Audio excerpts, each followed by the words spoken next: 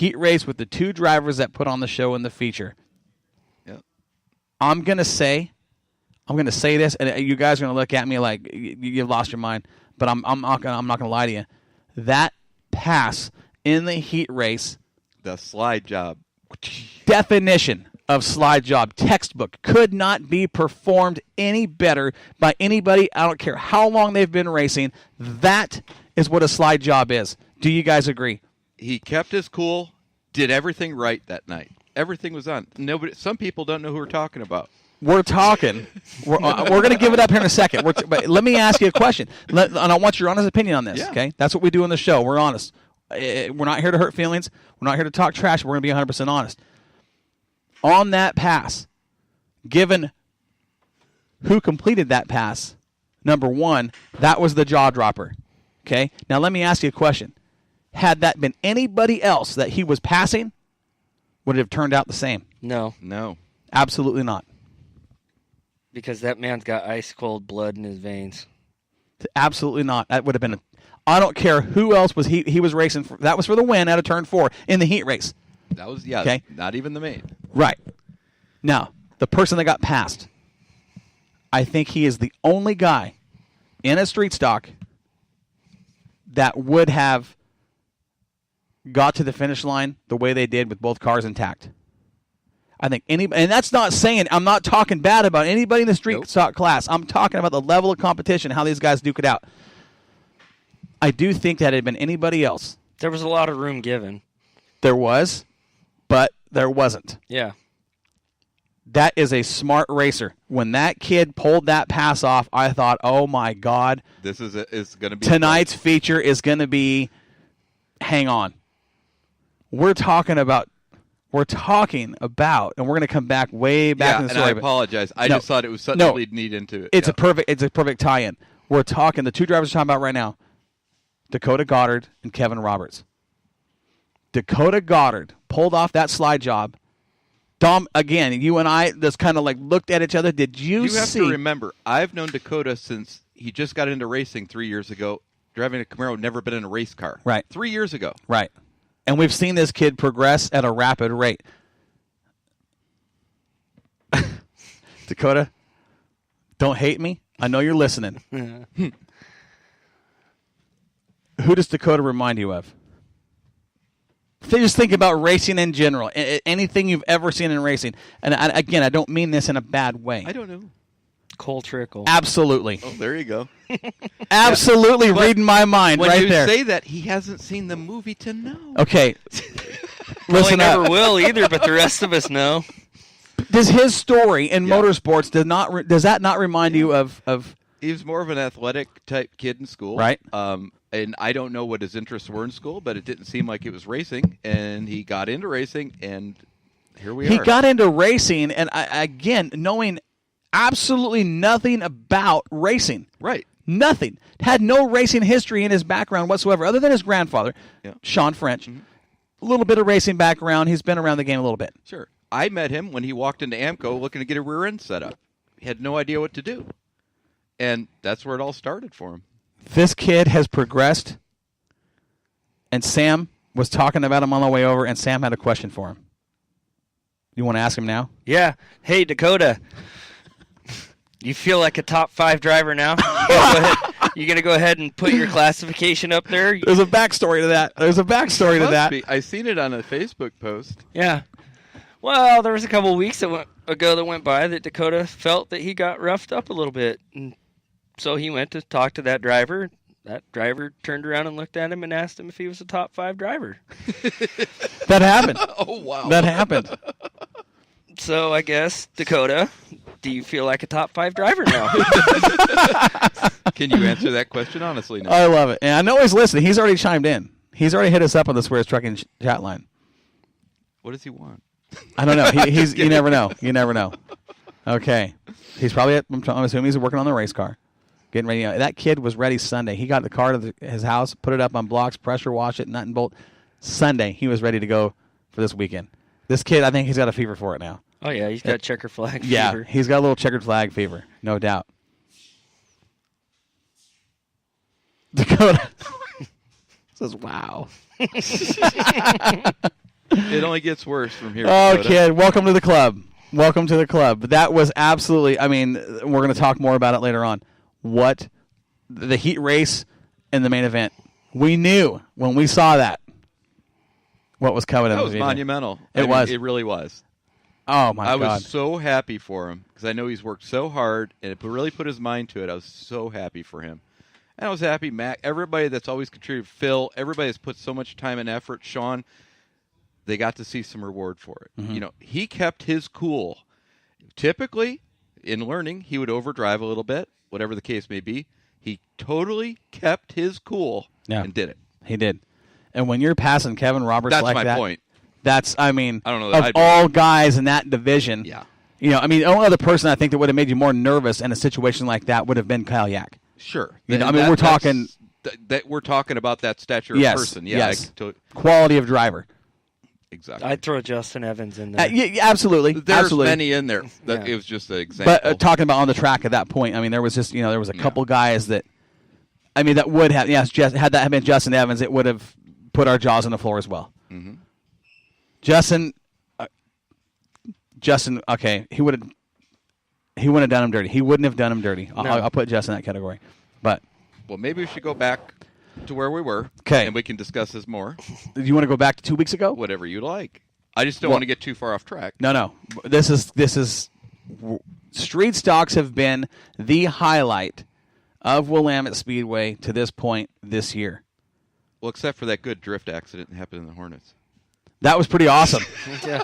That was how you back a car into the wall. Yeah, that was 101 wall back. I'd say your two most entertaining classes, and you can call me stupid for it all you want, this season have been the Hornets and the street stocks. Those Hornet drivers have been pretty entertaining. They have. Better than they have ever been at Willamette. There's no doubt. There's no doubt. They have.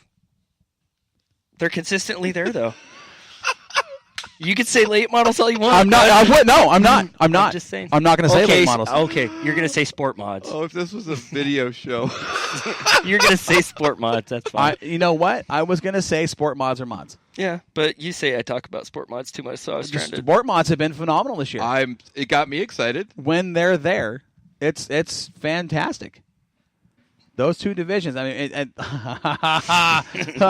another conversation we had on the way over. We're going to get into that modified conversation too. I don't want to talk about. We're going to set that up. We're going to set that up, and we're going to talk about it. But I want to go 2 weeks ago. Let's get our results for our Hornets and stuff from 2 weeks ago. From 2 weeks ago, they're in that bag right there. All right.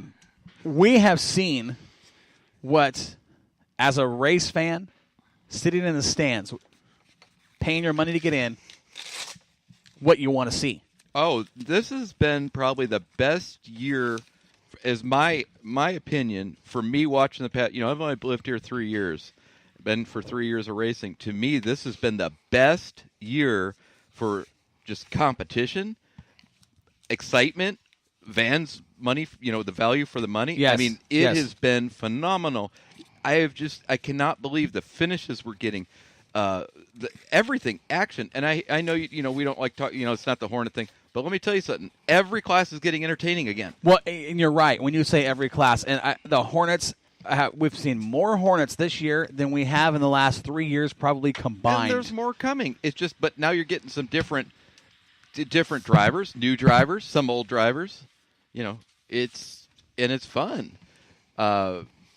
Everything has really taken a different turn from my perspective this year, to the point where I'm like, this is exciting. I can stay involved and really focus on the whole race, no matter what class it is.